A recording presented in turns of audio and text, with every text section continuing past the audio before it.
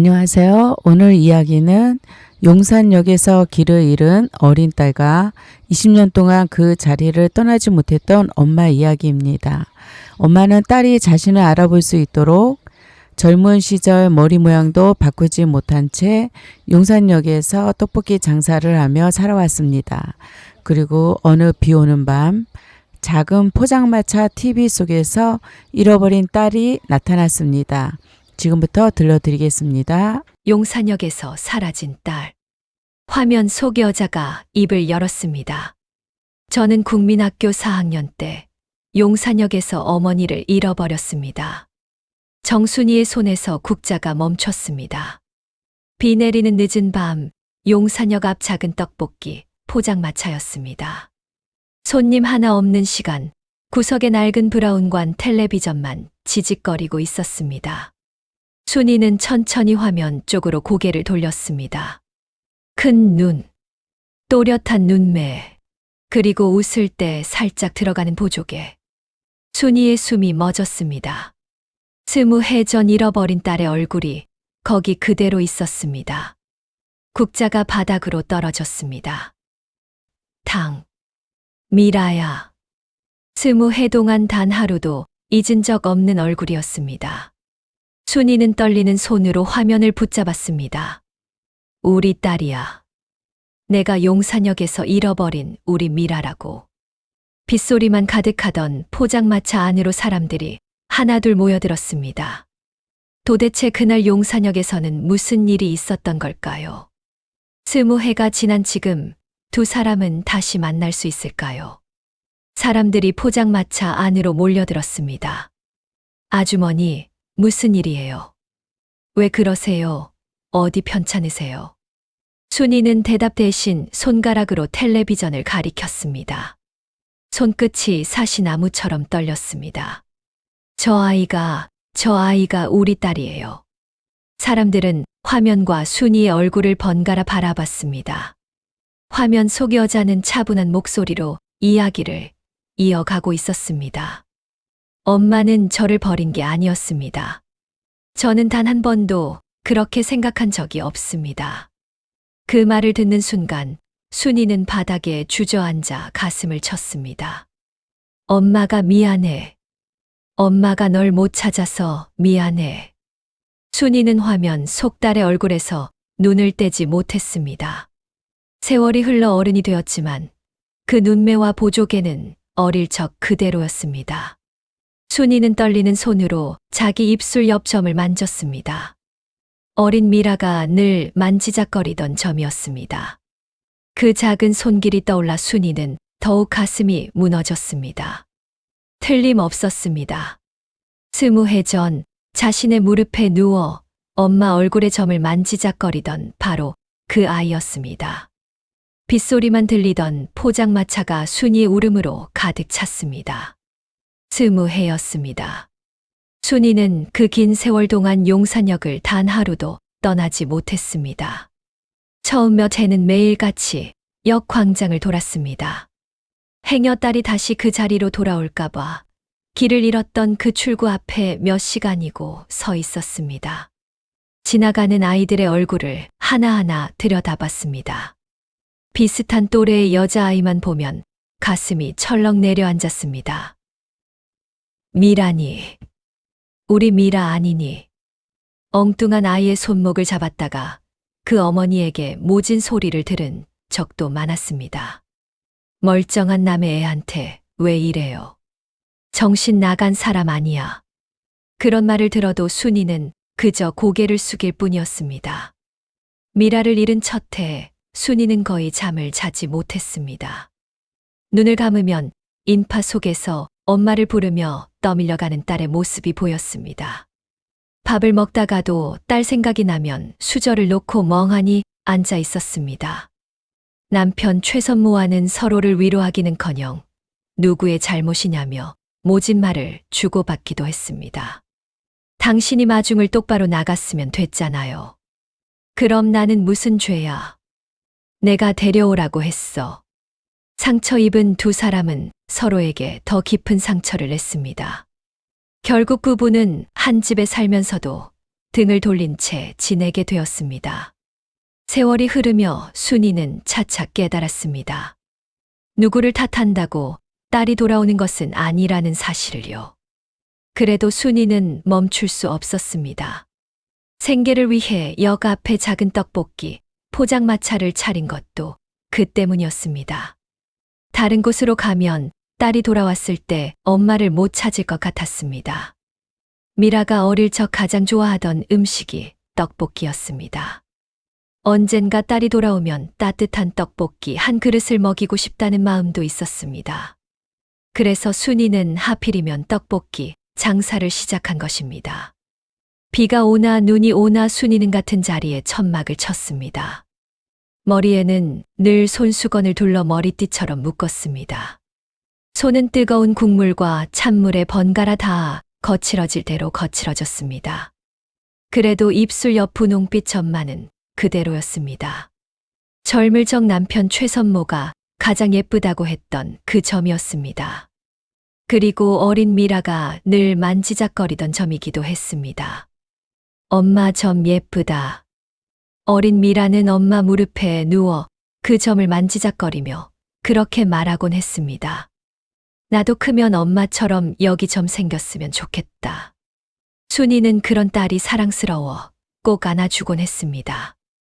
엄마 얼굴에 그 점을 만지던 작은 손길이 20해가 지난 오늘 밤 화면 속에서 순이를 다시 찾아온 것입니다. 순이는 자리에서 일어났습니다. 다리에 힘이 들어가지 않았지만 이를 악물었습니다. 방송국에 가야 해요. 저 아이가 어느 방송에 나왔는지 알아야 해요. 옆에 있던 젊은 손님이 화면 아래 글자를 읽어줬습니다. 아주머니, 여기 프로그램 이름 나와요. 내일 방송국에 전화하면 연락처를 알 수 있을 거예요. 순이는 그 젊은이의 손을 붙잡고 연신 고개를 숙였습니다. 고마워요. 정말 고마워요. 그날 밤 순이는 한숨도 자지 못했습니다. 낡은 서랍 깊은 곳에서 빛바랜 사진 한 장을 꺼냈습니다. 20해 전 어린 미라가 환하게 웃고 있는 사진이었습니다. 사진 속 아이는 엄마를 닮은 큰 눈으로 환하게 웃고 있었습니다.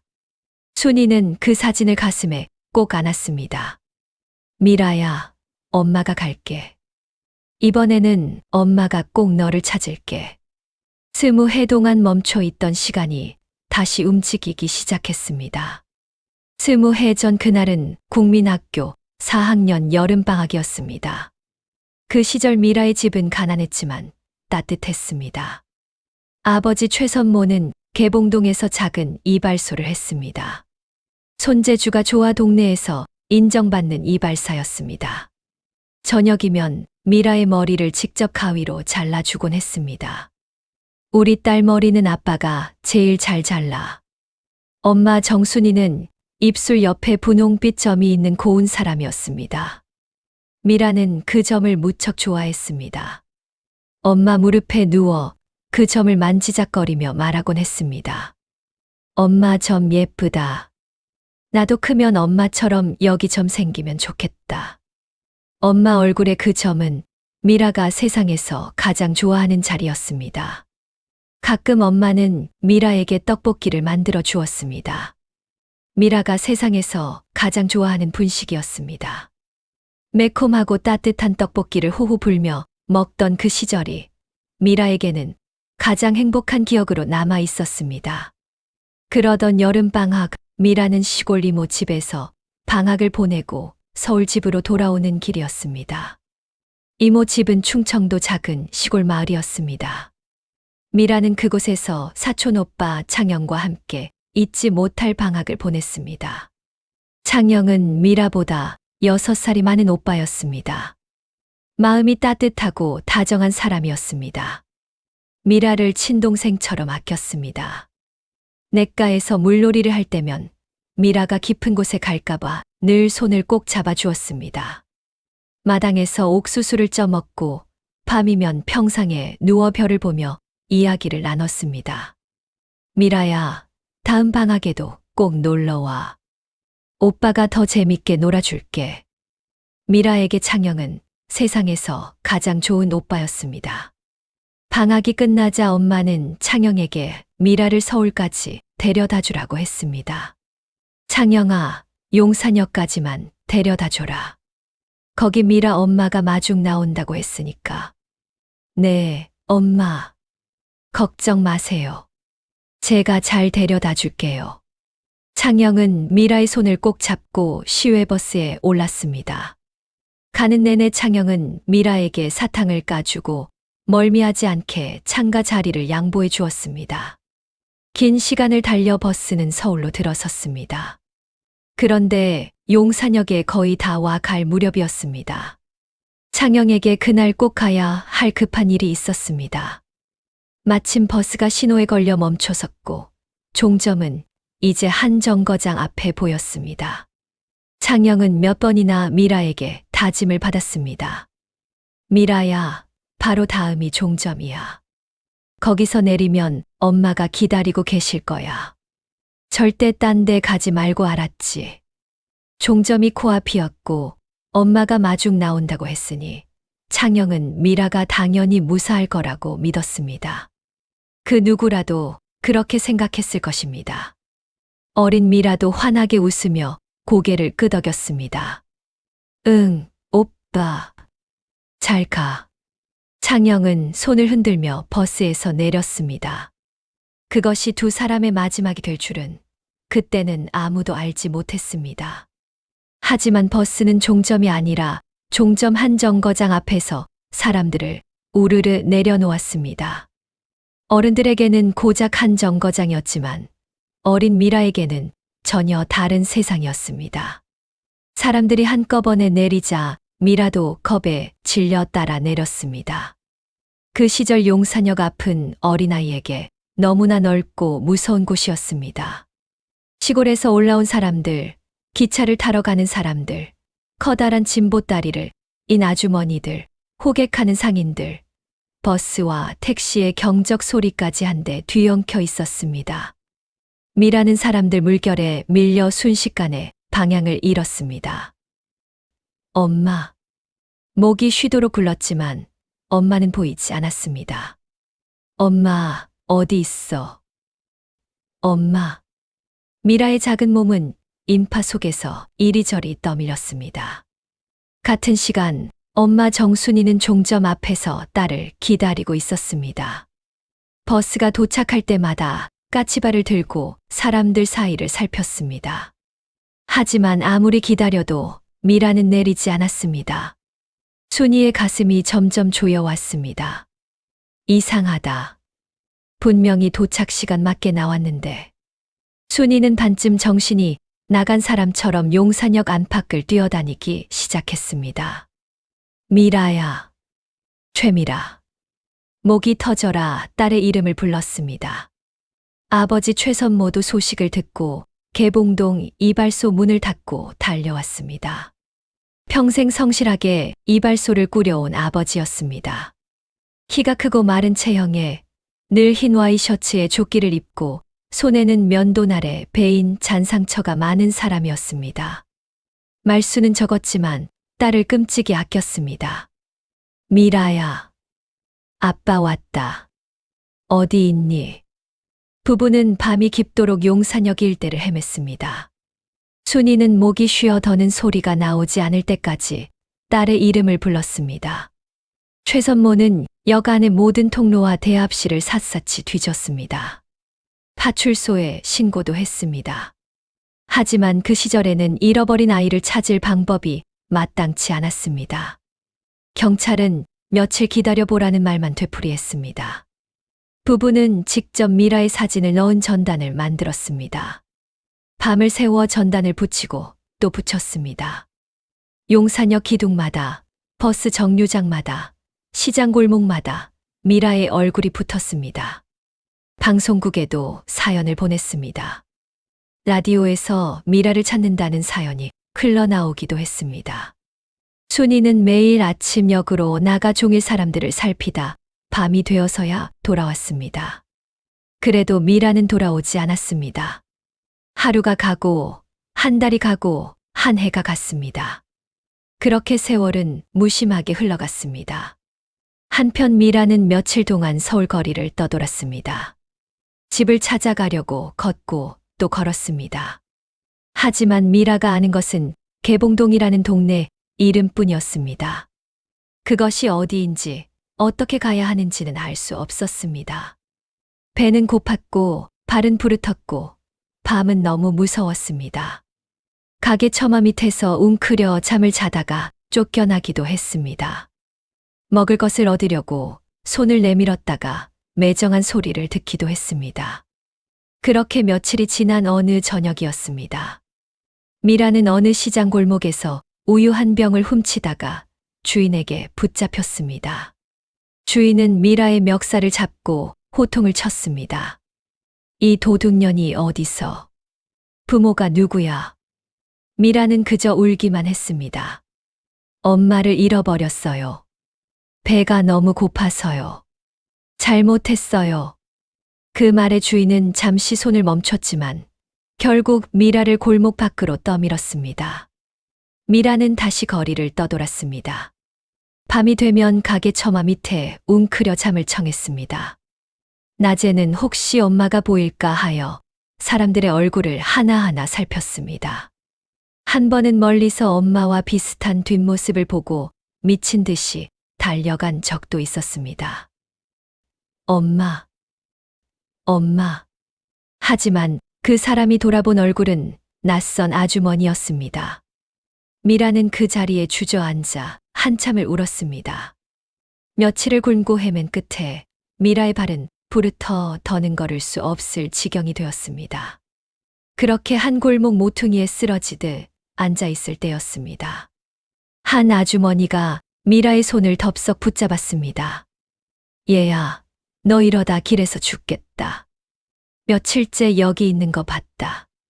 우선 우리 집에 가자. 밥부터 먹고 엄마는 천천히 찾으면 돼. 미라는 그 손이 구원의 손인 줄로만 알았습니다. 그 아주머니의 이름은 박복자였습니다. 하지만 그 집은 미라의 인생에서 가장 길고 어두운 지옥이 되었습니다. 박복자는 살집이 있는 몸에 큰 목소리를 가진 여자였습니다. 퍼머머리를 하고 꽃무늬 몸빼에 앞치마를 두르고 걸을 때마다 슬리퍼를 질질 끌었습니다. 겉으로 보기에는 푸근한 동네 아주머니 같았습니다. 길 잃은 아이의 손을 잡아 끌고 가는 그 모습을 본 동네 사람들은 입을 모아 말했습니다. 박복자 저 사람 참 마음씨도 좋아. 길 잃은 애를 다 걷어주고. 하지만 집 안에 들어서면 박복자는 전혀 다른 사람이 되었습니다. 박복자의 집은 용산 근처 달동네에 있었습니다. 가파른 계단을 한참 올라가야 나오는 산동네였습니다. 비가 오면 흙길이 질척거렸고 녹슨 철제 난간이 위태롭게 서 있었습니다.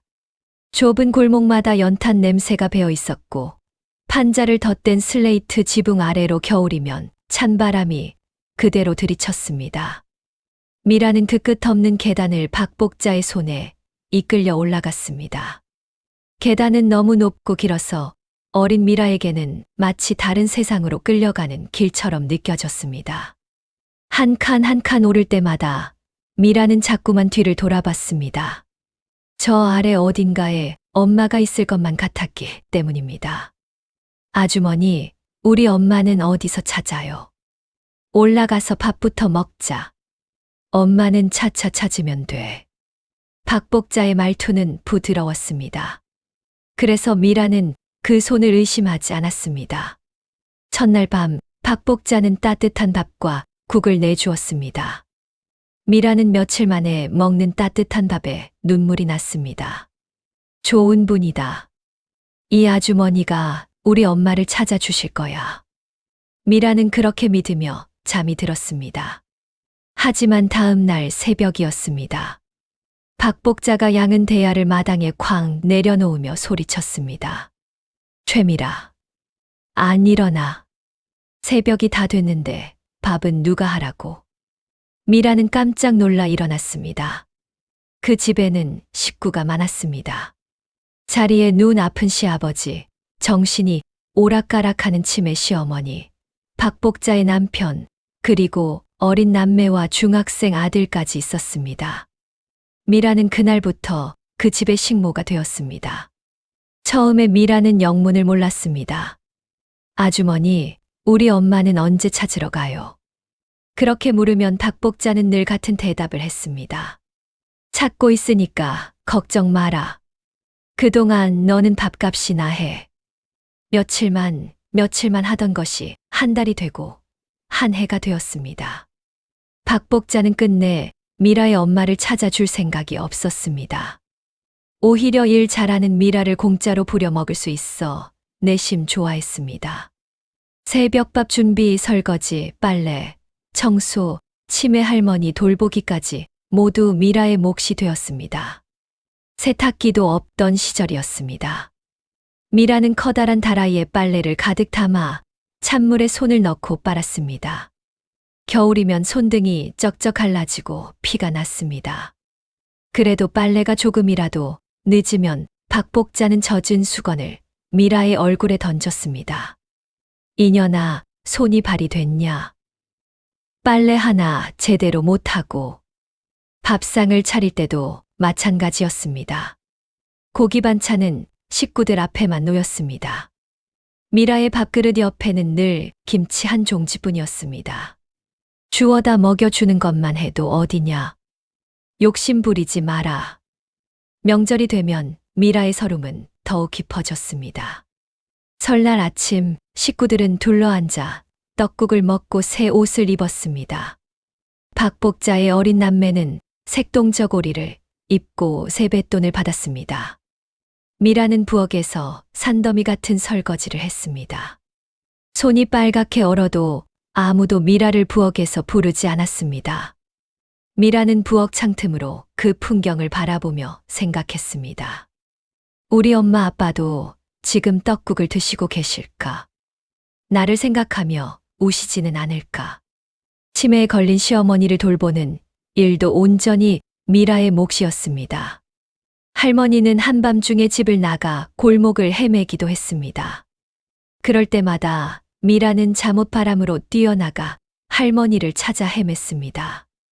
이상하게도 그 할머니만은 가끔 미라에게 다정했습니다. 정신이 맑은 날이면 미라의 손을 잡고 이렇게 말하곤 했습니다. 아가, 너 참 착하다. 너희 엄마가 너를 보면 얼마나 좋아할까. 그 한마디에 미라는 부엌에 숨어 소리 죽여 울었습니다. 학교 가는 아이들을 볼 때마다 미라는 마당 한쪽에 서서 한참을 바라봤습니다. 나도 학교 가고 싶다. 하지만 박복자는 그런 미라를 보면 어김없이 소리를 질렀습니다. 뭘 봐. 주워왔으면 밥값은 해야지. 학교는 무슨 학교. 배운 년들이 더 무서운 법이야. 한 번은 미라가 동네 책방 앞에서 책을 들여다보고 있었습니다. 그것을 본 박복자가 미라의 머리채를 잡아 끌었습니다. 인연이 일은 안 하고 어딜 싸돌아다녀. 미라는 끌려가면서도 책에서 눈을 떼지 못했습니다. 어느 날은 치매 할머니가 잠깐 대문 밖으로 나갔다는 이유로 박복자가 국자를 집어 던졌습니다. 날아온 국자에 미라의 이마 옆이 찢어졌습니다. 미라가 손으로 상처를 감싸자 박복자는 오히려 더 화를 냈습니다. 울어. 누가 보면 내가 너 잡는 줄 알겠다. 약 발라줄 테니 뚝 그쳐. 그러고는 손님이 찾아오면 박복자는 언제 그랬냐는 듯 표정을 바꿨습니다.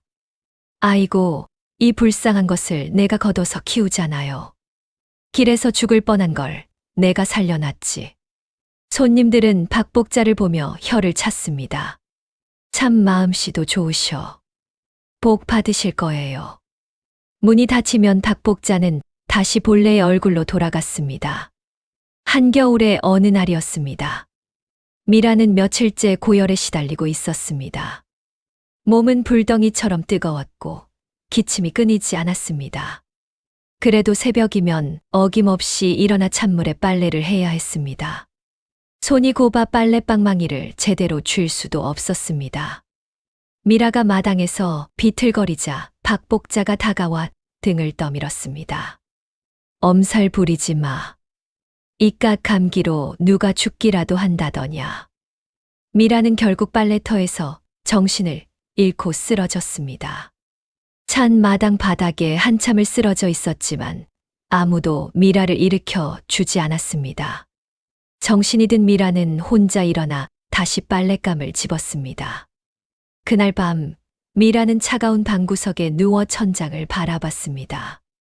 천장 틈으로 찬바람이 새어 들어왔습니다.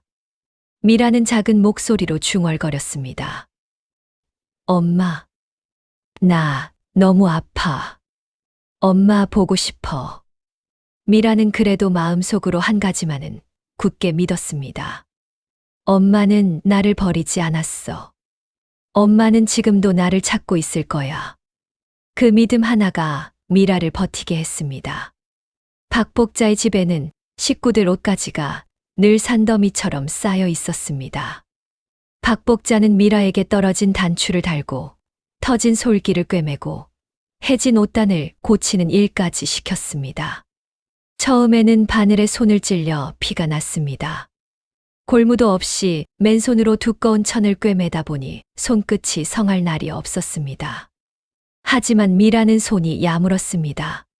한 번 본 바느질은 금세 따라했고 옷의 선과 모양을 보는 눈도 남달랐습니다. 식구들의 낡은 옷을 미라가 손보면 새 옷처럼 말끔해졌습니다. 이웃들이 그것을 보고 자기 집 옷도 좀 고쳐달라며 맡기기 시작했습니다. 박복자는 그렇게 받은 삭바느질 돈마저 자기 주머니에 챙겼습니다. 미라는 밤늦도록 남의 옷을 꿰매면서도 그 일만큼은 이상하게 마음이 편했습니다. 천을 만지고 바늘을 놀리는 동안에는 잠시나마 서름을 잊을 수 있었습니다. 언젠가 자신도 예쁜 옷을 만들어 보고 싶다는 작은 꿈이 그때 처음 생겼습니다. 밤이면 미라는 버려진 헌 책을 주워다 몰래 글을 읽었습니다. 식구들이 잠든 틈에 글자 하나하나를 더듬었습니다. 그러던 어느 날 박복자가 그 책을 발견했습니다. 박복자는 책을 빼앗아 북북 찢어버렸습니다. 공부해서 뭐 하려고? 내 팔자는 평생이라는 팔자야. 헛바람 들지 마라. 찢긴 책장이 마당에 흩날렸습니다. 미라는 그 종이 조각을 주우며 처음으로 이를 악물었습니다. 아니야. 나는 여기서 끝나지 않을 거야. 반드시 여기서 나갈 거야. 미라가 15살이 되던 해였습니다. 박복자는 미라를 동대문 근처 봉제 공장으로 데려갔습니다. 공장은 늘 시끄러웠습니다. 재봉틀 소리, 다리미 김 빠지는 소리, 사람들의 고함 소리가 하루 종일 귓속을 울렸습니다. 처음에 미라는 실밥을 자르고 천을 나르는 잔심부름부터 시작했습니다. 그러다 미싱을 배우게 되었습니다. 집에서 어깨너머로 익힌 바느질 솜씨 덕분에 미라는 누구보다 빨리 미싱을 다뤘습니다. 공장 사람들이 혀를 내둘렀습니다. 쟤는 손이 타고났네. 한 번 가르쳐 주면 그대로 하잖아. 박복자가 미라에게 그토록 시켰던 그 일이 도리어 미라에게 재주가 되어 가고 있었습니다. 미라는 미싱 앞에 앉아 있을 때만큼은 마음이 편했습니다. 박복자의 집에서 매를 맞으며 익힌 바느질이었지만 천을 만지고 실을 꿰는 동안에는 누구도 미라를 함부로 대하지 못했습니다. 공장장은 까다로운 주문일수록 미라에게 맡겼습니다. 이건 미라가 해야 돼. 제가 하면 마무리가 달라. 그 말을 들을 때마다 미라는 처음으로 자신이 쓸모 있는 사람이라는 느낌을 받았습니다. 태어나 처음 받아보는 인정이었습니다. 하지만 월급날만 되면 박복자가 공장 담벼락 아래에 서 있었습니다. 미라가 받은 월급 봉투를 통째로 가로채고 미라의 손에는 단돈 몇천 원만 쥐어줬습니다. 그러고는 그 돈마저 아깝다는 듯 말했습니다. 너 먹여주고 재워준 값은 해야 할 것 아니냐. 이게 다 누구 덕인 줄 알아. 미라는 그 말이 너무 익숙해서 정말 자기가 빚을 진 사람인 줄로만 알았습니다. 그러던 어느 날 한 사람이 미라에게 다가왔습니다. 김명순이라는 이름의 언니였습니다. 명순은 통통한 얼굴에 짧은 파마 머리를 했고 웃으면 눈이 반달처럼 접히는 사람이었습니다. 늘 앞치마 주머니에 사탕이나 삶은 달걀을 넣고 다녔습니다. 명순도 어릴 적 고생을 많이 한 사람이었습니다. 일찍 부모를 여의고 동생들을 건사하느라 공장에서 잔뼈가 굵었습니다. 그래서인지 명순은 외롭고 힘든 사람을 그냥 지나치지 못했습니다. 미라를 처음 본 날부터 명순은 미라에게서 눈을 떼지 못했습니다. 헬쑥한 얼굴, 멍든 팔뚝, 늘 주눅 들어있는 어깨가 마음에 걸렸기 때문입니다. 미라야, 밥은 먹었냐? 너 얼굴이 왜 이렇게 헬쑥해? 명수는 미라가 매를 맞고 온 날이면 말없이 약을 발라줬습니다. 점심시간에는 자기 도시락을 슬쩍 미라 쪽으로 밀어주었습니다. 나는 배가 안 고프다. 너 먹어라. 몰래 공책과 연필을 사다 주기도 했습니다. 미라에게 명수는 박복자와 정반대의 사람이었습니다. 세상에 이렇게 따뜻한 사람도 있구나. 미라는 명순을 보며 처음으로 그렇게 느꼈습니다. 어느 날 명순은 미라를 공장 옥상으로 데려갔습니다. 거기서 따뜻한 호빵 하나를 미라의 손에 쥐어줬습니다. 먹어라. 너 오늘 한 끼도 못 먹었지. 미라는 호빵을 받아들고 한참을 머뭇거렸습니다. 누군가 자신을 위해 무언가를 사준 것이 너무 오랜만이었기 때문입니다. 언니, 왜 나한테 이렇게 잘해줘요? 영수는 빙긋 웃으며 말했습니다. 그냥 내가 꼭 옛날 내 동생 같아서 너 보면 마음이 자꾸 쓰여. 미라는 그 호빵을 먹으며 처음으로 따뜻한 눈물을 흘렸습니다. 어느 날 명순이 조심스레 물었습니다. 미라야, 너 그 아주머니랑 친척이니? 아니요. 그런데 왜 내 월급을 그 아주머니가 다 가져가? 그 말에 미라는 멍해졌습니다. 한 번도 그렇게 생각해 본 적이 없었습니다. 당연히 갚아야 할 빚이라고만 여겼습니다. 박복자가 늘 하던 말, 먹여주고 재워준 값을 해야 한다는 그 말을 미라는 진실로 믿고 있었습니다. 그게 저를 키워주셨으니까요. 빚을 갚아야 해서요. 영수는 한참 동안 미라를 바라보다가 천천히 고개를 저었습니다. 미라야, 세상에 어린아이한테 빚을 받아내는 어른은 없어. 진짜 키운 사람은 그런 말 안 해. 영순이 미라의 두 손을 꼭 잡았습니다. 영순의 손은 따뜻했습니다. 잘 들어. 너는 그 집에 빚진 게 없어. 오히려 그 사람이 너에게 일한 대가를 줘야지. 도망쳐. 지금이 아니면 너는 평생 그 집에서 못 벗어나. 미라의 눈에서 눈물이 뚝뚝 떨어졌습니다. 처음으로 자신이 보호받은 것이 아니라 이용당했다는 사실을 깨달은 순간이었습니다. 그동안 당연하다고 여겼던 모든 일이 사실은 당연한 것이 아니었습니다. 그날 밤 미라는 결심했습니다. 여기서 끝나지 않겠다고, 반드시 사람답게 살겠다고. 며칠 뒤 미라는 박복자의 눈을 피해 도망쳤습니다. 그날 새벽 미라는 평소처럼 일어나 마당을 쓰는 척했습니다. 가슴은 터질 듯이 뛰었습니다. 박복자에게 들키면 어떤 일을 당할지 알 수 없었습니다. 미라는 작은 보따리 하나만 챙겼습니다. 낡은 옷 몇 벌과 명순 언니가 사준 공책 한 권이 전부였습니다. 대문을 나서는 순간 미라는 마지막으로 그 집을 돌아봤습니다. 울며 빨래하던 마당, 매를 맞던 부엌, 찬바람이 들이치던 방. 다시는 돌아오지 않겠다고 미라는 이를 악물었습니다. 그러고는 그 가파른 계단을 단숨에 뛰어 내려갔습니다. 명순이 소개해준 다른 동네의 공장이었습니다. 기숙사가 딸린 곳이라 잠잘 곳도 있었습니다. 그곳에서 보낸 첫날 밤을 미라는 오래도록 잊지 못했습니다. 좁은 방, 낯선 천장이었지만 누구도 새벽에 자신을 깨우지 않았습니다. 누구도 자신에게 소리치지 않았습니다. 미라는 처음으로 두려움 없이 눈을 감았습니다.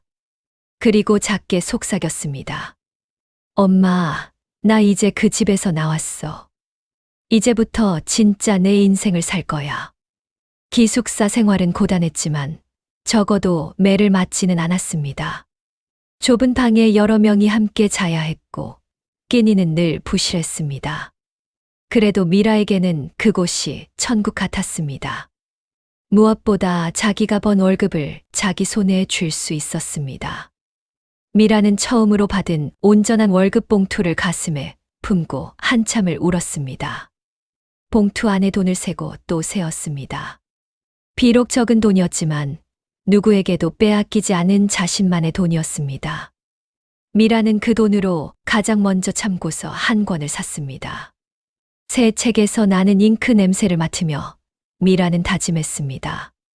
나는 반드시 배워서 사람답게 살 거야. 미라는 낮에는 공장에서 미싱을 돌리고 밤에는 공부를 했습니다. 영순이 늘 했던 말이 가슴에 남아 있었습니다. 사람은 배워야 사람답게 산다.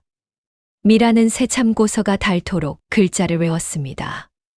공장 언니들에게 한글과 셈을 묻기도 했습니다. 낮 동안 미싱을 돌리느라 손목이 시큰거렸고 새벽까지 공부하느라 눈이 빠질 것 같았습니다. 졸다가 책상 위에 얼굴을 박은 적도 많았습니다. 찬물로 세수를 하고 다시 책상 앞에 앉기를 수없이 반복했습니다. 그래도 미라는 다시 일어나 책을 들여다봤습니다. 미라가 공부한 것은 단지 검정고시 합격을 위해서가 아니었습니다. 언젠가 엄마를 다시 만나게 된다면 부끄럽지 않은 딸이고 싶었습니다. 엄마, 나 이렇게 잘 컸어. 엄마한테 자랑스러운 딸이 됐어. 그 말을 하고 싶어서 미라는 잠을 줄이며 책을 폈습니다. 검정고시는 한 번에 붙지 못했습니다. 처음에는 수학 때문에 떨어졌습니다. 숫자만 보면 머릿속이 하얘졌습니다. 학교를 다녀본 적이 없으니 남들이 당연히 아는 것을 미라는 처음부터 혼자 깨쳐야 했습니다. 다음에는 영어 때문에 또 미끄러졌습니다. 시험장에 들어가면 손이 떨려 답을 제대로 쓰지 못했습니다. 주변 학생들은 다들 자기보다 어리고 똑똑해 보였습니다. 낙방 소식을 들은 날이면 미라는 기숙사 이불을 뒤집어 쓰고 소리 죽여 울었습니다. 역시 박복자 아주머니 말이 맞았나. 내 팔자는 그냥 일하는 팔자인가. 그런 생각이 들 때마다 미라는 명순의 말을 떠올렸습니다. 사람은 배워야 사람답게 산다. 그리고 보이지 않는 엄마의 얼굴을 떠올렸습니다. 미라는 다시 책을 폈습니다. 그렇게 몇 번을 넘어지고 다시 일어선 끝에 마침내 합격자 명단에서 자신의 이름을 발견한 날이 왔습니다. 최미라. 세 글자가 거기 분명히 적혀 있었습니다.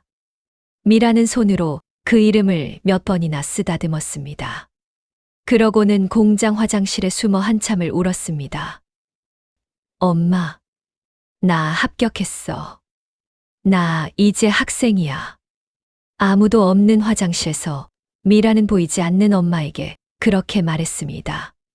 검정고시에 합격한 뒤 미라는 야간대학교 의상디자인과에 들어갔습니다. 전공을 고를 때 미라는 한참을 망설였습니다. 하지만 결국 옷을 선택했습니다.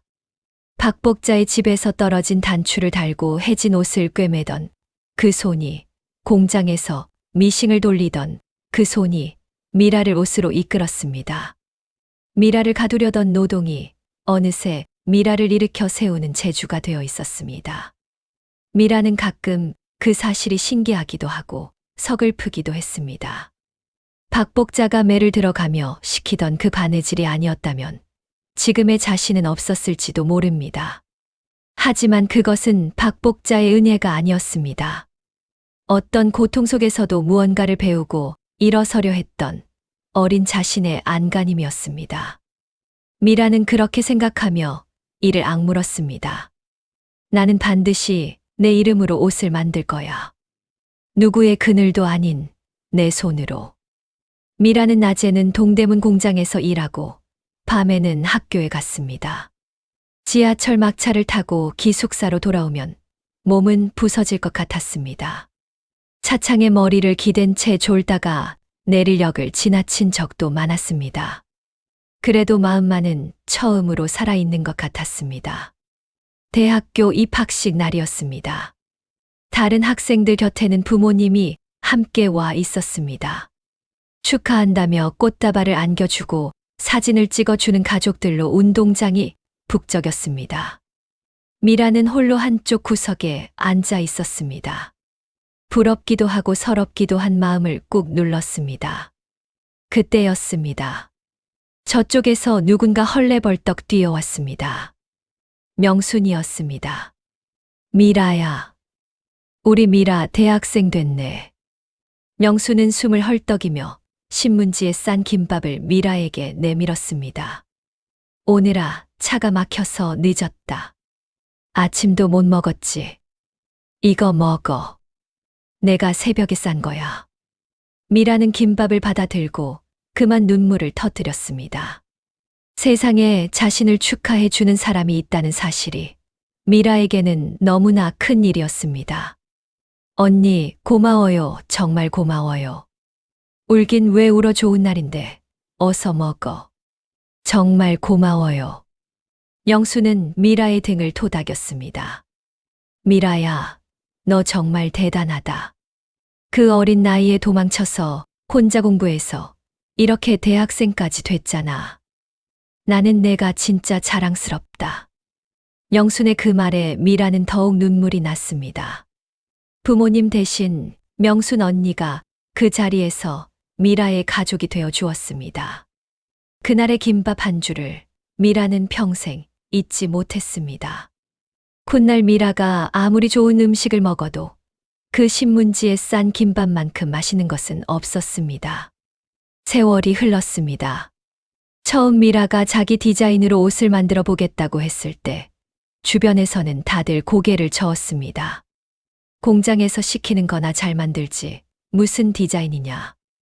야간대에서도 미라는 늘 가장 늦게까지 작업실에 남아있는 학생이었습니다. 낮에는 미싱을 돌리느라 손은 거칠었지만 그 손이 그려내는 옷의 선은 누구보다 섬세했습니다. 미라는 어릴 적 남의 옷을 꿰매던 그 손으로 이제 자기만의 옷을 만들기 시작했습니다. 동대문에서 미라의 이름은 조금씩 알려지기 시작했습니다. 최미라가 만든 옷은 핏이 달라. 손이 빠르고 무엇보다 감각이 좋아. 작은 무대 의상부터 시작한 미라의 일은 점점 커졌습니다. 가수의 무대 의상을 맡고 드라마 의상을 맡으면서 미라를 찾는 사람이 늘어났습니다. 물론 좋은 일만 있었던 것은 아니었습니다. 밤새 만든 옷값을 떼이기도 했고 믿었던 사람에게 디자인을 빼앗기기도 했습니다. 그럴 때마다 미라는 이를 악물고 다시 일어섰습니다. 박복자의 집에서 공장에서 견뎌온 세월에 비하면 그쯤은 아무것도 아니었습니다. 연예인 스타일리스트들이 먼저 미라를 찾아오기도 했습니다. 미라는 마침내 자기 이름을 건 작은 작업실을 열었습니다. 작업실을 연 지 얼마 되지 않았을 때였습니다. 한 유명한 가수가 방송에서 미라가 만든 무대 의상을 입었습니다. 그 옷은 단번에 사람들의 눈길을 사로잡았습니다. 다음 날부터 작업실 전화가 쉴 새 없이 울렸습니다. 옷을 맡기고 싶다는 사람들이 줄을 섰습니다. 미라는 밤을 새워가며 옷을 지었습니다. 이제 그 손이 사람들이 입고 싶어 하는 옷을 만들어 내고 있었습니다. 미라가 성공을 바란 것은 돈 때문만은 아니었습니다. 유명해지면 언젠가 엄마가 텔레비전에서라도 자신을 알아볼지 모른다고 믿었기 때문입니다. 미라는 일을 하다가도 문득 엄마 얼굴에 그 분홍빛 점을 떠올렸습니다. 입술 옆 작은 점, 그리고 머리에 손수건을 두른 엄마의 얼굴. 그 모습만 떠올리면 미라는 다시 힘을 낼 수 있었습니다. 성공을 했어도 미라의 마음 한구석은 늘 비어 있었습니다. 바쁜 하루를 보내고 작업실에 홀로 남으면 견딜 수 없는 외로움이 밀려왔습니다. 명절이 되면 그 외로움은 더 깊어졌습니다. 다들 고향으로 부모에게로 돌아가는 그 시절이면 미라는 갈 곳이 없었습니다. 미라는 길을 걷다가도 자기 또래의 어머니 뻘 되는 여인을 보면 자기도 모르게 걸음을 멈췄습니다. 행여 입술 옆에 점이 있는 사람은 없는지 살폈습니다. 시장에서, 버스에서, 길거리에서 미라는 늘 엄마의 얼굴을 찾고 있었습니다. 엄마도 어딘가에서 자신을 찾고 있을 거라고 믿으며. 그래서 미라는 더욱 유명해지고 싶었습니다. 자신의 얼굴이 더 많은 곳에 알려지면 그만큼 엄마와 닿을 확률도 높아질 테니까요. 그러던 어느 날, 한 방송국에서 연락이 왔습니다. 최미라 선생님의 인생 이야기를 토크쇼에서 소개하고 싶습니다. 미라는 잠시 망설였습니다. 하지만 곧 마음을 정했습니다. 이것이 엄마에게 닿을 수 있는 길일지도 모른다고 생각했습니다. 미라는 카메라 앞에 앉았습니다. 그리고 조심스럽게 입을 열었습니다. 저는 국민학교 4학년 때 용산역에서 어머니를 잃어버렸습니다. 진행자가 물었습니다. 그동안 어떻게 지내셨나요? 미라는 잠시 말을 고르다가 천천히 이야기했습니다. 어떤 집에 거둬졌지만 그곳에서 학교도 못 가고 많은 일을 했습니다. 손이 트도록 빨래를 하고 밤늦도록 옷을 꿰맸습니다. 하지만 저는 단 한 번도 엄마가 저를 버렸다고 생각하지 않았습니다. 엄마는 분명히 저를 찾고 계실 거라고 믿었습니다. 그 믿음으로 버텼습니다. 방청석에서 훌쩍이는 소리가 들렸습니다. 공부를 시작한 것도, 옷을 만드는 사람이 된 것도 언젠가 엄마를 다시 만났을 때 부끄럽지 않은 딸이고 싶어서였습니다. 미라는 카메라를 똑바로 바라봤습니다. 엄마, 혹시 이 방송을 보고 계신다면 저는 잘 살고 있습니다. 엄마를 한 번도 원망한 적 없습니다. 부디 저를 찾아주세요. 그 한마디가 20해 동안 용산을 떠나지 못한 엄마의 작은 텔레비전에 닿았습니다. 방송 다음 날 아침, 정순이는 방송국 앞에 서 있었습니다. 밤새 한숨도 자지 못한 얼굴이었습니다. 방송국 직원에게 사정을 이야기하고 또 이야기했습니다. 처음에는 좀처럼 믿어주지 않았습니다. 그런 사연을 가진 사람이 한둘이 아니었기 때문입니다. 하지만 순이는 물러서지 않았습니다.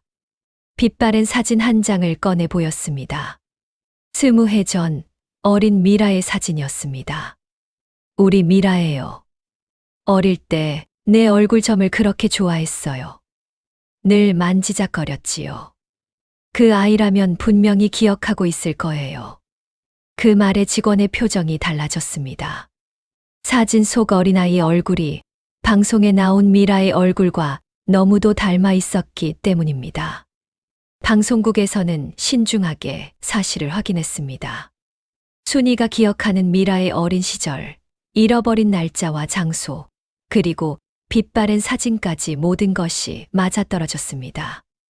미라에게도 이 소식이 조심스럽게 전해졌습니다. 선생님을 찾는다는 분이 계십니다. 용산역에서 딸을 잃어버렸다는 분인데 입술 옆에 분홍빛 점이 있고 머리에는 손수건을 두르고 계십니다. 그 말을 들은 미라는 손에 들고 있던 옷감을 떨어뜨렸습니다. 입술 옆에 점, 머리에 두른 손수건. 그것은 미라가 20해 동안 단 하루도 잊은 적 없는 엄마의 모습이었습니다. 심장이 터질 것처럼 뛰었습니다. 20해를 기다려 온 순간이었습니다. 그토록 만나고 싶었던 순간이었지만 막상 그날이 다가오자 미라는 두려웠습니다. 정말 우리 엄마일까? 혹시 아니면 어쩌지? 엄마가 나를 못 알아보면 어쩌지? 미라는 며칠 밤을 뜬 눈으로 지새웠습니다.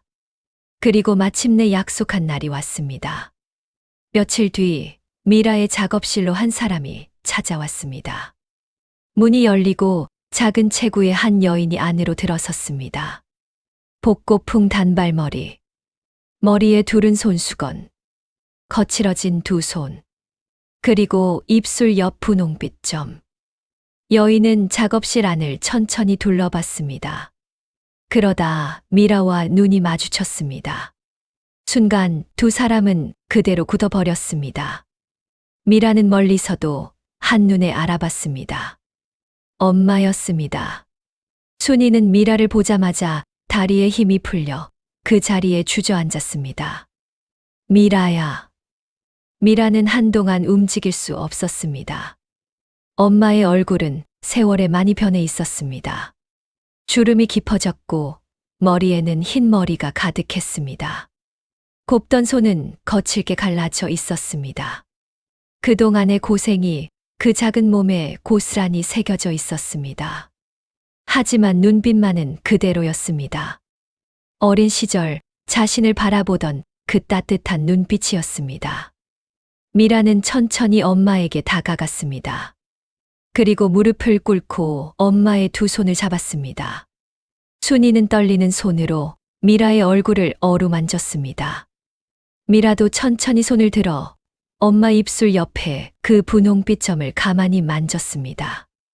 어릴 적 엄마 무릎에 누워 늘 만지작거리던 바로 그 점이었습니다.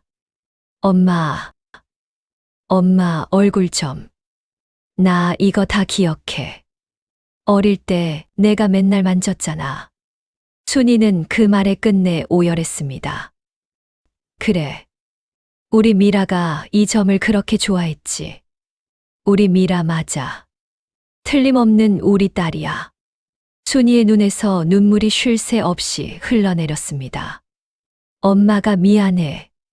엄마가 널 못 찾아서, 그렇게 오래 못 찾아서 미안해. 미라는 고개를 저으며 울었습니다. 엄마, 나 알아. 엄마가 날 버린 거 아닌 거 다 알아. 나 한 번도 엄마 원망한 적 없어. 그 말에 순이는 더욱 무너졌습니다. 엄마가 하루도 너를 버린 적 없었어. 단 하루도 너를 잊은 적이 없었어. 매일같이 용산역에 나가서 너를 기다렸어. 순이는 떨리는 손으로 가슴에 품고 있던 빛바랜 사진을 꺼냈습니다. 20해 전 어린 미라의 사진이었습니다. 봐라. 엄마가 이걸 하루도 손에서 놓은 적이 없어. 너 보고 싶을 때마다 이 사진을 봤어. 미라는 그 낡은 사진을 보고 끝내 오열했습니다. 자신이 잊혀지지 않았다는 것, 누군가 자신을 그토록 오래 기다렸다는 것이 가슴 깊이 사무쳤습니다. 두 사람은 서로를 끌어안고 오래도록 울었습니다. 20해의 세월이 그 포옹 안에서 천천히 녹아내렸습니다. 서로의 등을 쓰다듬는 두 손이 똑같이 거칠었습니다. 같은 세월을 서로 다른 곳에서 견뎌온 손이었습니다. 엄마를 만난 며칠 뒤 미라는 개봉동 아버지의 이발소를 찾아갔습니다. 이발소는 20해 전 그 자리에 그대로 있었습니다. 낡은 간판, 빙글빙글 돌아가는 삼색등, 그리고 오래된 가죽 의자까지. 문을 열고 들어서자 아버지 최선모가 손님의 머리를 자르다 말고 고개를 들었습니다. 손에는 여전히 이발 가위가 들려 있었습니다. 최선모는 미라를 보고도 한참을 말하지 못했습니다. 가위를 쥔 손이 사시나무처럼 떨렸습니다. 딸을 잃은 그날 이후 최선모는 완전히 다른 사람이 되었습니다. 손님 머리를 자르다 멍하니 서 있기 일쑤였습니다. 딸 또래의 아이 손님이 오면 한참을 바라봤습니다. 밤이면 술을 마셨습니다. 취하면 늘 같은 말을 되풀이했습니다. 내가 직접 데리러 갔어야 했는데. 미라의 박물관은 하나도 버리지 못했습니다. 학교 가방도 그대로 두었습니다. 작아진 신발도, 입던 옷도 그대로 옷장에 걸려 있었습니다. 미라의 생일이 되면 몰래 우유를 사다 책상 위에 올려놓았습니다. 어린 미라가 우유를 좋아했기 때문입니다. 이발소에 딸 또래의 손님이 오면 최선모는 말수가 부쩍 줄었습니다. 가위질을 하다 말고 한참 그 아이의 뒷모습을 바라보곤 했습니다. 그렇게 20해를 견뎌 온 아버지였습니다. 그런 아버지가 지금 딸 앞에 서 있었습니다. 최선모는 떨리는 손으로 천천히 미라에게 다가갔습니다. 그리고 딸의 얼굴을 두 손으로 감쌌습니다. 연도날의 베인 잔상처가 가득한 거칠지만 따뜻한 손이었습니다. 우리 미라. 아빠가 너무 늦었다. 정말 너무 늦었다. 평생 감정을 술로만 삼키던 아버지가 딸 앞에서 아이처럼 울었습니다. 미라는 아버지의 손을 마주 잡았습니다. 어릴 적 아버지가 직접 가위로 잘라주던 단발머리가 떠올랐습니다. 우리 딸 머리는 아빠가 제일 잘 잘라. 그렇게 말하며 웃던 젊은 아버지의 얼굴이 눈앞에 겹쳤습니다. 그날 이후 최선모는 조금씩 달라졌습니다. 20년 동안 손에서 놓지 못하던 술을 끊었습니다. 아침이면 다시 이발소 문을 활짝 열었습니다. 손님이 오면 예전처럼 정성껏 머리를 잘랐습니다. 가위질을 하다가도 미라가 작업실에서 보낸 사진을 떠올리며 빙긋 웃었습니다. 미라는 시간이 날 때마다 아버지의 이발소를 찾았습니다. 낡은 가죽 의자에 앉으면 아버지가 어릴 적처럼 미라의 머리를 다듬어 주었습니다. 거울 속에서 두 사람의 눈이 마주칠 때면 미라는 비로소 집에 돌아왔다는 것을 실감했습니다. 아빠 손은 하나도 안 변했네. 그래. 이 손으로 우리 미라 머리 잘라준 게 엊그제 같은데 벌써 이렇게 컸구나. 부녀는 거울 앞에서 오래도록 마주보며 웃었습니다. 아빠, 나 돌아왔어. 이제 안 갈게. 가족은 그렇게 다시 만났습니다. 물론 잃어버린 20해가 하루아침에 사라지지는 않았습니다. 서로 어색했고 미안했고 모르는 시간이 너무 많았습니다. 부부 사이에도 그동안 깊은 골이 있었습니다. 순이는 한때 남편을 원망했고 최선모는 그 원망을 묵묵히 술로 받아냈습니다. 하지만 딸이 돌아오자 두 사람 사이에 굳었던 마음도 조금씩 풀리기 시작했습니다. 미라가 돌아온다는 것은 단지 딸 하나가 돌아오는 일이 아니었습니다. 20해 동안 무너져 있던 한 가족이 다시 일어서는 일이었습니다. 어느 날 밤 미라는 문득 어린 시절의 창영 오빠가 떠올랐습니다. 냇가에서 손을 잡아주던 오빠, 버스에서 사탕을 까주던 그 다정한 오빠였습니다. 미라는 조심스럽게 엄마에게 물었습니다. 엄마, 창영 오빠는 잘 지내? 순이의 얼굴에 깊은 그늘이 졌습니다. 순이는 한참을 망설이다 천천히 입을 열었습니다. 창영이는 그날 이후로 평생을 자기 탓이라며 살았어. 너를 찾겠다고 서울 바닥을 안 다닌 데가 없었지. 미라의 가슴이 먹먹해졌습니다. 이모도 창영이도 너를 잃고 한 번도 마음 편히 산 적이 없었어. 그런데 창영이는 끝내 너를 다시 못 보고 몇 해 전에 먼저 갔단다. 미라는 눈물이 차올랐습니다. 자신을 그토록 아껴주던 오빠가 평생 죄책감을 안고 살다 떠났다는 사실이 가슴을 후벼 팠습니다. 그날의 일은 누구의 잘못도 아니었습니다. 종점은 코앞이었고 엄마가 마중 나오기로 했으니 누구라도 그렇게 했을 것입니다. 다만 운명이 너무 야속했을 뿐입니다. 미라는 조용히 마음속으로 오빠를 불렀습니다. 오빠, 나 잘 컸어. 오빠 잘못 아니야. 나 한 번도 오빠 원망한 적 없어. 거기서는 부디 마음 편히 쉬어. 며칠 뒤 미라는 가족과 함께 창영의 산소를 찾아갔습니다. 좋은 오빠였던 그 사람에게 미라는 따뜻한 마음을 전했습니다. 그렇게 미라는 그리운 한 사람을 가슴에 묻었습니다. 그러던 어느 날이었습니다. 미라의 작업실로 낯익은 한 사람이 찾아왔습니다. 세월에 더 늙고 초라해진 박복자였습니다. 방송을 보고 미라를 수소문해 찾아온 것이었습니다. 미라는 그 얼굴을 보는 순간 가슴이 철렁 내려앉았습니다. 어린 시절의 두려움이 한꺼번에 밀려왔습니다. 새벽마다 양은 대야를 내려치던 소리, 얼굴로 날아오던 젖은 수건, 머리채를 잡아 끌던 손길이 생생하게 떠올랐습니다. 미라는 자기도 모르게 한 걸음 뒤로 물러섰습니다. 성공한 디자이너가 된 지금도 그 사람 앞에서는 다시 10살 아이로 돌아가는 것 같았습니다. 박복자는 예전처럼 큰 소리를 치지는 못했습니다. 오히려 어딘가 비굴하게 웃으며 말했습니다. 미라야, 그래도 내가 너를 키웠다. 길에서 죽을 뻔한 너를 걷어서 먹이고 재웠잖니. 그러니 이제 내가 잘 됐으면 이 늙은이 좀 거두는 게 도리 아니겠냐. 미라는 한동안 말이 없었습니다. 박복자의 행색은 초라했습니다. 남편은 진작에 세상을 떠났고 자식들도 제 살기 바빠 박복자를 돌보지 않는다고 했습니다. 세월은 박복자에게도 가혹했던 것입니다. 박복자는 더욱 목소리를 높였습니다. 너 없었으면 우리 집도 그때 못 버텼다. 내가 나빴던 것도 있다만 그래도 너를 살려준 것도 나야. 내가 안 데려갔으면 너는 그날 길에서 얼어 죽었어. 그 말에는 묘하게도 진심과 뻔뻔함이 뒤섞여 있었습니다. 박복자는 정말로 자신이 미라를 살렸다고 믿는 듯 했습니다.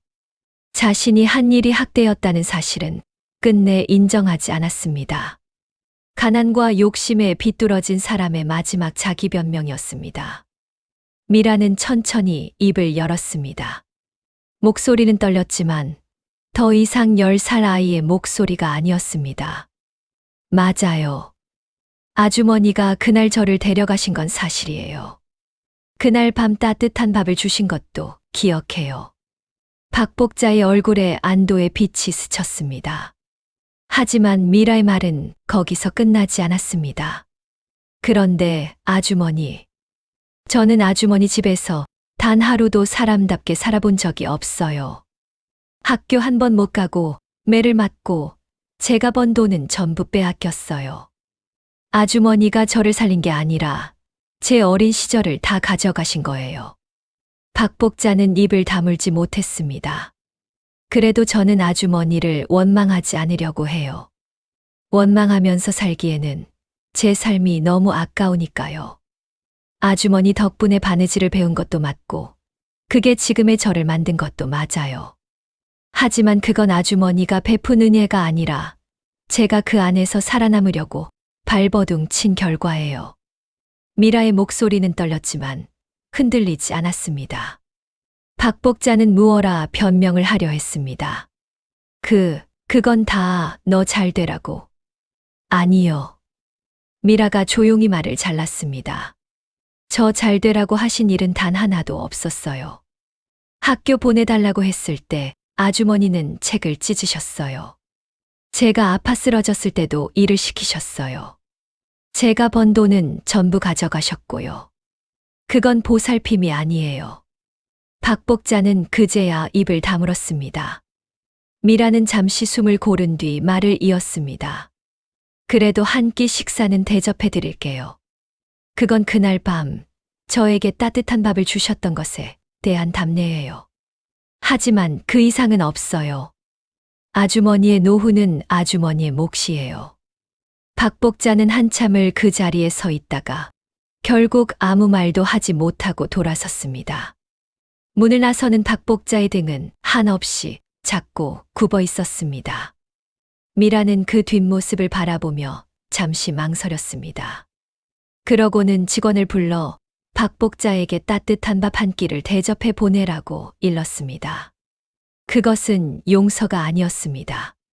다만 20해 전 그날 밤 며칠을 굶은 자신에게 따뜻한 밥 한 그릇을 내주었던 그 한 가지에 대한 답례였습니다.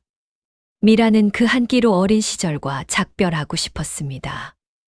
미라는 그 뒷모습을 바라보며 복잡한 마음을 다스렸습니다. 미움도 연민도 그 모든 것이 한데 뒤섞인 마음이었습니다. 가난과 욕심에 비뚤어진 한 사람의 인생이 거기 그렇게 서 있었습니다. 미라는 길게 숨을 내쉬었습니다. 이제 정말로 어린 시절에 그 집에서 완전히 벗어난 것 같았습니다. 원망에 사로잡혀 살기에는 미라의 앞날이 너무나 소중했습니다. 비가 그친 어느 날이었습니다. 미라는 엄마의 포장마차를 찾아갔습니다. 용산역 앞 20해 동안 같은 자리를 지켜온 작은 포장마차였습니다. 순이는 딸을 보자 환하게 웃으며 떡볶이를 한 그릇 가득 담아 주었습니다. 많이 먹어. 우리 딸. 김이 모락모락 나는 따뜻한 떡볶이였습니다. 어린 시절 그토록 먹고 싶었지만 먹지 못했던 한 그릇이었습니다. 박복자의 집에서 김치 한 종지로 끼니를 때우던 시절, 미라가 가장 먹고 싶었던 음식이 바로 엄마가 만들어주는 떡볶이였습니다. 미라는 떡볶이를 한 입 베어 물고는 또 눈물이 났습니다. 엄마, 너무 맛있어. 매콤하고 따뜻한 그 맛이 아주 오래전 어린 시절의 기억을 불러왔습니다. 엄마 무릎에 누워 떡볶이를 호호 불어 먹던 그 시절이 떠올랐습니다. 박복자의 집에서 김치 한 종지로 끼니를 때울 때마다 미라가 가장 그리워한 것이 바로 이 맛이었습니다. 20해를 돌아 마침내 미라는 그토록 그리던 한 그릇을 엄마 곁에서 먹고 있었습니다. 순이는 그런 딸을 바라보며 연신 눈물을 닦았습니다. 그래, 우리 미라가 이걸 그렇게 좋아했지. 어릴 때도 떡볶이만 보면 눈이 동그래졌어. 엄마, 다 기억하고 있었구나. 그럼, 엄마가 우리 딸 일이라면 뭐든 다 기억하지. 두 사람은 떡볶이 한 그릇을 사이에 두고 한참을 웃고 또 울었습니다. 비겐 하늘 아래 작은 포장마차 안에 모처럼 따뜻한 웃음이 피어났습니다. 그래, 많이 먹어. 앞으로 엄마가 매일 해줄게. 미라는 이제 작업실에서 만든 옷을 엄마에게 가장 먼저 입혀드렸습니다. 거칠어진 손, 굽은 어깨에 꼭 맞는 따뜻한 옷이었습니다. 순이는 그 옷을 입고 거울 앞에서 한참을 서 있었습니다. 우리 딸이 만든 옷이라니. 내가 이런 호강을 다 하는구나. 미라는 명순 언니도 잊지 않았습니다. 수소문 끝에 다시 만난 명순은 여전히 작은 공장에서 일하고 있었습니다. 미라는 명순의 손을 잡고 말했습니다. 언니, 그때 언니가 도망치라고 안 했으면 저는 지금도 그 집에 있었을 거예요. 언니가 제 인생을 구했어요. 명수는 얘의 그 반달눈으로 웃었습니다. 무슨 소리야. 내가 잘나서 잘 된 거지. 나는 그냥 김밥 한 줄 싸준 것밖에 없는데. 두 사람은 손을 맞잡고 한참을 웃고 또 울었습니다. 부모님의 사이도 조금씩 회복되었습니다. 20해 동안 서로를 원망하며 등 돌렸던 두 사람이었습니다. 하지만 딸이 돌아오자 그 오랜 미움도 천천히 녹아내렸습니다. 이제 두 사람은 나란히 앉아 딸의 이야기를 들으며 웃을 수 있게 되었습니다. 며칠 뒤 미라는 가족과 함께 옛날 동네를 찾아갔습니다. 가파른 계단은 여전히 그 자리에 있었습니다. 어린 미라가 쌀자루와 연탄재를 치고 끝없이 오르내리던 그 계단이었습니다. 겨울이면 손이 얼어 감각도 없던 그 계단이었습니다. 미라는 단정한 옷차림으로 그 계단을 천천히 올랐습니다. 이번에는 무거운 짐도 두려움도 없었습니다. 한 칸 한 칸 오를 때마다 어린 시절의 기억이 발밑으로 흩어졌습니다. 쌀자루의 무게도 얼어붙은 손의 감각도 등 뒤에서 들려오던 호통 소리도 이제는 모두 지나간 일이 되어 있었습니다. 계단 끝에 서서 미라는 아래를 내려다봤습니다. 20해 전 박복자의 손에 끌려 올라오던 어린 자신이 보이는 것 같았습니다. 울지도 못하고 어깨를 움츠린 채 떨고 있던 그 작은 아이였습니다. 미라는 그 어린 자신에게 조용히 말했습니다. 이제 괜찮아. 너 정말 잘 견뎠어. 이제 집에 가자. 엄마 순이가 미라의 곁으로 다가와 손을 잡았습니다. 아버지 최선모도 그 옆에 섰습니다. 세 사람은 나란히 서서 한참 동안 그 동네를 바라봤습니다. 이제 순이는 더 이상 용산역 앞에서 딸을 기다리지 않아도 되었습니다. 최선모는 더 이상 술로 죄책감을 삼키지 않아도 되었습니다. 그리고 미라는 더 이상 혼자가 아니었습니다. 그날 저녁 세 식구는 오랜만에 한 밥상에 둘러앉았습니다. 순이가 끓인 떡볶이가 상 한가운데 놓였습니다. 최선모는 말없이 딸의 그릇에 떡을 덜어 주었습니다. 20해 동안 텅 비어 있던 밥상이 마침내 다시 채워졌습니다. 미라는 그 따뜻한 밥상 앞에서 생각했습니다. 잃어버린 세월은 돌아오지 않지만 앞으로의 시간은 함께할 수 있다고요. 그것만으로도 충분하다고요. 미라는 이제 알았습니다. 자신이 그 긴 세월을 견딘 것은 누군가를 미워하기 위해서가 아니라 이 밥상에 다시 앉기 위해서였다는 것을요. 20해를 돌아 가족은 마침내 제자리로 돌아왔습니다. 순이가 미라의 손을 꼭 쥐며 다시 한번 말했습니다. 우리 딸. 그 한마디를 듣기 위해 미라는 그 길고 긴 시간을 살아냈는지도 모릅니다. 20해를 돌아온 그 한마디. 우리 딸. 그 말 한마디면 충분했습니다. 이 이야기는 사실이 아닌 허구입니다. 등장하는 인물, 지명, 단체, 사건은 모두 작가의 상상으로 만들어진 것이며 실제와는 아무런 관련이 없습니다.